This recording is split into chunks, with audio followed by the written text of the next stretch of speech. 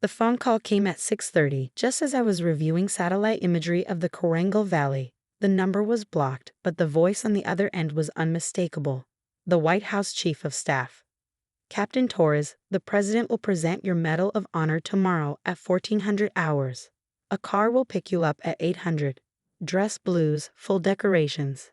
I set the phone down slowly, my hands steady despite the magnitude of what I just heard. On my desk, 3 monitors displayed real-time intel feeds from Afghanistan. Red markers blinked where our forces were engaged.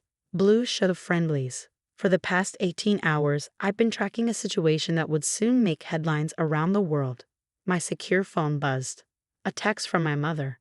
Your father's at the golf course telling everyone you're just a desk clerk who types reports. Maybe come home and explain what you really do.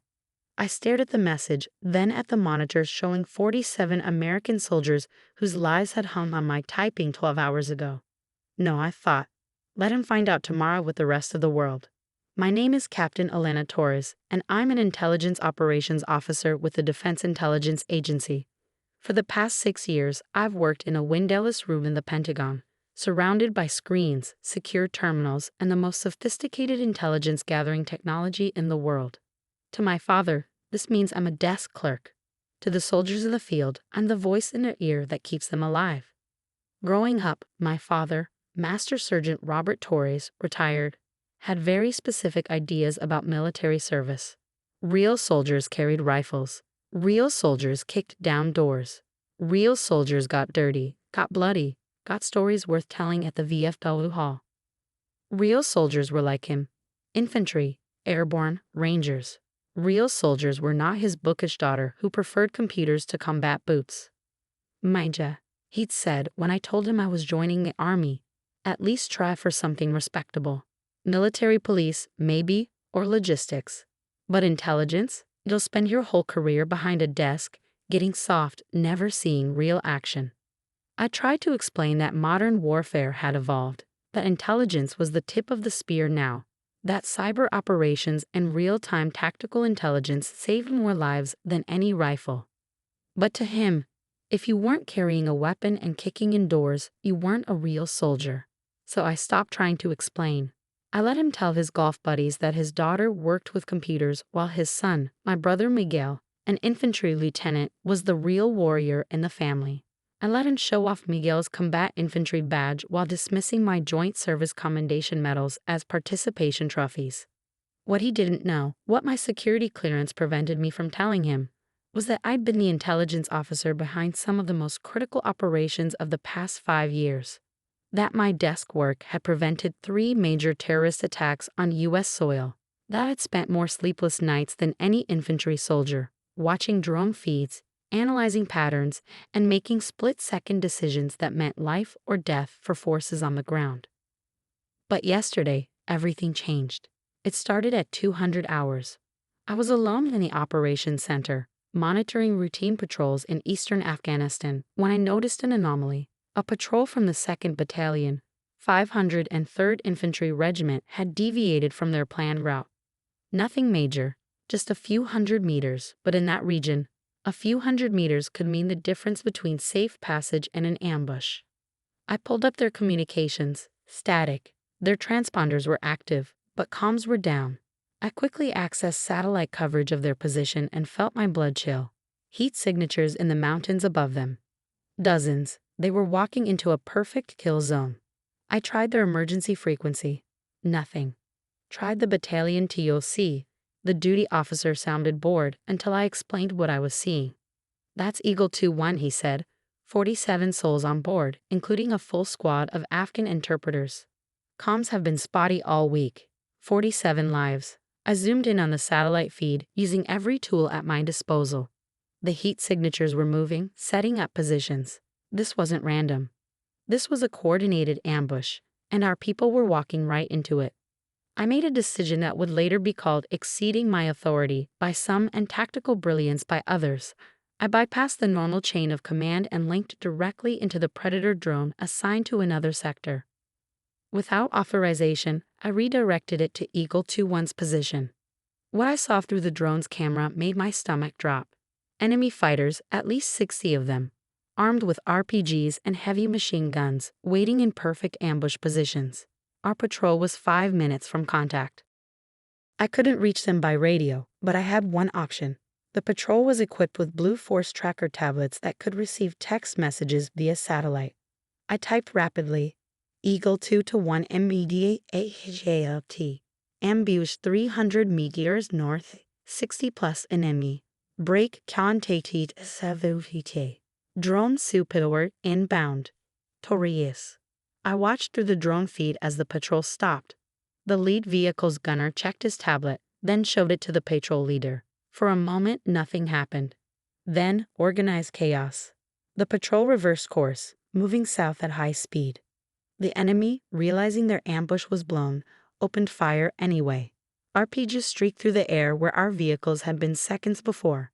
I was already coordinating their escape route, using the drone to spot enemy positions and relay them to the patrol via text. RPG Team 2 CLOCQ 150 METRs. Machine gun Nest Rigi line 400 METRs. Clear route south salutate west Pafalelo Waldie. For the next 3 hours, I guided them through the mountains, staying one step ahead of the pursuing enemy. When they tried to set up another ambush, I saw it first. When they attempted to flank, I warned the patrol.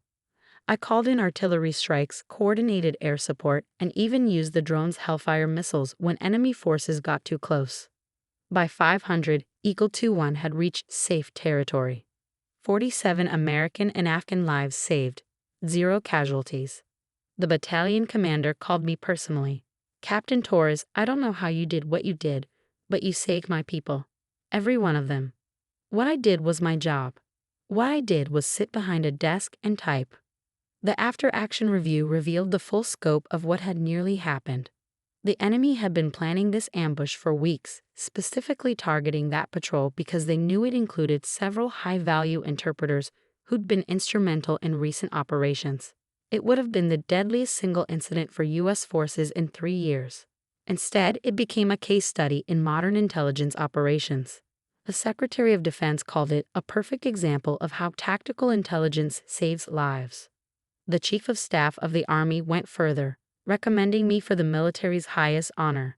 And my father? He spent today on the golf course, telling his foursome about how his son Miguel had earned another combat ribbon, while his daughter Elena probably spent the night updating spreadsheets or whatever she does in that office. The morning of the ceremony, I put on my dress blues with the same precision I brought to everything. Every ribbon in place, every medal aligned. The Bronze Star with Valor device, the Defense Meritorious Service Medal, the Joint Service Commendation medals my father had dismissed, and soon, the pale blue ribbon with the Medal of Honor. My mother had asked if I wanted them to attend. I'd said yes, but hadn't told them what the ceremony was for. Just a Pentagon thing, I'd said. You know how it is. The White House East Room was packed with military brass, government officials, and media. I stood in the anteroom with the other honorees, a Navy SEAL who charged a machine gun nest to save his team, and an Air Force pararescueman who descended into enemy fire to rescue wounded Marines. Captain Torres. An aide appeared. Your family is here. We've seated them in the front row. Through the doorway, I could see my parents and Miguel in his Army uniform. My father was checking his phone, probably updating his golf buddies about having to attend some boring Pentagon ceremony for Elena's computer work. The president's military aide called us to attention. It was time. Ladies and gentlemen, the President of the United States. The room rose as one. I marched in with the others, took my position, and waited. The president spoke about valor, about service, about the evolution of warfare in the 21st century. Then he turned to me. Captain Elena Torres, he began, and I saw my father's head snap up at the mention of my name. Intelligence Operations Officer, Defense Intelligence Agency. The president continued, his voice carrying across the silent room. In the early hours of March 15th, Captain Torres was monitoring routine operations when she detected an imminent threat to American forces. With no direct communication available and time running out, she displayed exceptional initiative and tactical brilliance. I kept my eyes forward but could see my father in my peripheral vision. His phone had dropped to his lap. Acting without regard for her own career and exceeding her authority to save lives, Captain Torres redirected critical assets, established innovative communication methods, and personally guided a patrol of 47 American and Afghan personnel away from a sophisticated enemy ambush. For the next 3 hours, she served as their guardian angel, coordinating artillery, air support, and real-time intelligence that prevented what would have been the deadliest attack on American forces in years. The president paused, looking directly at me. Captain Torres exemplifies the modern warrior, one who fights not always with rifle and grenades, but with intelligence, technology, and unwavering dedication to protecting those in harm's way. Her actions saved 47 lives and prevented a strategic victory for our enemies. He turned to the audience. It is my profound honor to present the Medal of Honor to Captain Elena Torres for conspicuous gallantry and intrepidity at the risk of her career and beyond the call of duty. As the president placed the medal around my neck, the room erupted in applause. Through the standing ovation, I finally looked at my father. His face was a study in shock, pride, and something that looked like shame. The golf buddy sitting next to him, who must have come along, was recording everything on his phone, mouth agape. After the ceremony, I was surrounded by well-wishers, senior officers, and media. Through the crowd, I saw my family approaching. Miguel reached me first, wrapping me in a fierce hug. "Holy shit, Elena," he whispered. 47 lives? Why did you ever tell us? Classified, I said simply. My mother was crying, touching the medal gently, and my father, he stood there, looking smaller than I'd ever seen him, struggling for words. He started, then stopped. "Behind a desk," he said quietly. "I told everyone you just sat behind a desk." "I do sit behind a desk," I said. "That desk just happens to be connected to every intelligence asset the United States military possesses. From that desk, I can see every battlefield, warn every patrol, and coordinate every rescue. From that desk, I've saved more lives than I could with any rifle." He nodded slowly, his eyes never leaving the medal. "I've been a fool," he said. "A stupid, stubborn fool. I measured service by the dirt on your boots instead of the lives you protected. I am sorry, mind ya, so deeply sorry." One of his golf buddies appeared at his elbow, phone still recording. "Bob, is this really your daughter? The one you said was a desk clerk." My father straightened, and for the first time in my life, I heard pride in his voice when he spoke about my service. "No," he said firmly. "This is Captain Elena Torres, Medal of Honor recipient. She's a warrior who fights from the future, saving lives with intelligence and technology I'll never understand. His voice cracked slightly, "she's the best soldier I know." Later that evening, at the reception, I found myself standing with a Navy SEAL and Air Force pararescueman who'd also received medals. We compared stories, and both admitted they'd rather face enemy fire than do what I did, make life or death decisions from thousands of miles away, carrying the weight of every choice alone in a windowless room. "Takes a different kind of courage," the SEAL said, "to fight a war through a computer screen, knowing you'll never get credit, never get recognized, but doing it anyway because lives depend on it." I thought about all the nights I'd spent in that room, all the operations still classified, all the lives saved that no one would ever know about. Tomorrow, I'd be back at my desk, back to being invisible, back to fighting wars in silence. But tonight, for just tonight, the world knew that sometimes the most important battles are fought by warriors who never fire a shot, who save lives with keystrokes and intelligence, who sit behind desks and change the course of history. My father found me as the evening wound down. "Elena," he said, would you tell me about your work? The parts you can share. I want to understand.